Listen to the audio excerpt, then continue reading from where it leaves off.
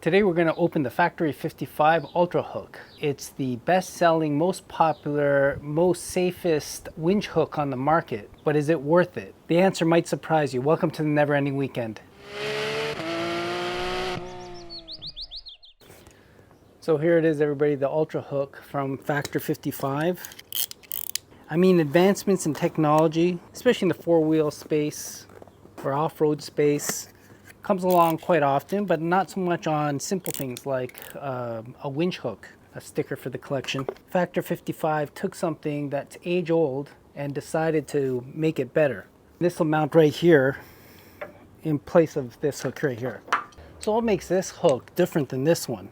There's a few things that Factor 55 has improved on the age-old winch hook design.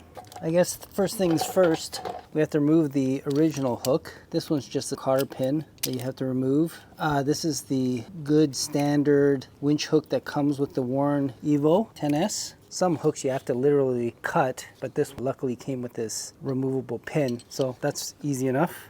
So Factor 55 really bet on this closed shackle mount system. They first had the Pro Link, which looked like a thimble that just had a closed loop like this. Then went to a flat link that had more like this flat profile. And then they eventually, because people probably wanted some kind of hook functionality, they moved to this UltraHook. So this is their most recent solution, the UltraHook by Factor 55. Whether using soft shackles or hard shackles like this, what this gives you the ability to do, or why this is added safety once you put something in here, because it's closed and there's no ability to open this connection, it's rated to be a much stronger connection than if it was just an open hook. This is also rated pretty strongly. I mean, you can look at it side by side. One is much more beefier than the other, even though this is the one that comes with the Warren winch. And again, people wanted a open hook solution so that you can kind of quickly put in a shackle if time, or probably more accurately laziness, was an issue. You'd have that option, much like a traditional hook. Why this is better is you have the option of using conventional hook opening or the safety of industry first closed system winching. They added little details like these finger indents so that it promotes proper winching usage. They created a system where you can lock this, unlike a conventional hook, by using this included indent pin that's stored on the hook itself, making it stronger and creating less of a weak point or a failure point. With these types of hooks, in a situation where maybe you had some more slack in the rope, maybe the truck moved up a little bit and then caught on really quick again, this is a weak area. Obviously, this is not that strong, and it creates a possible failure point, which is why they went to the closed system and why they have extra beefiness in terms of the distance here, the thickness of the metal, the ability to lock the latch, and then small little details like the finger grips, the rubber to protect your fair lead. It's lightweight and it looks good.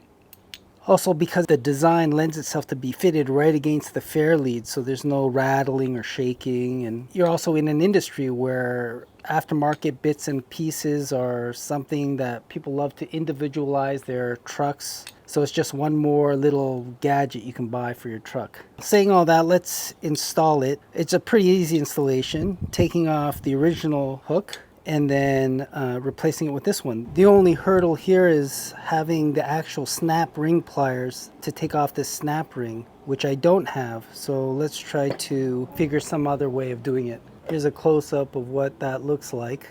And what I do have are these two awls. I don't know if this will work. And this is an awl.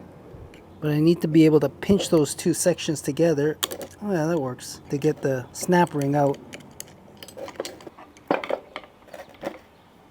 There it is. And that gives you the ability to remove the pin. So put that back, the pin back, and replace the snap ring. So really you don't need the awls in this case either. You can just kind of push its way in and it'll snap into place, as its name suggests. Yeah, now it's locked into place.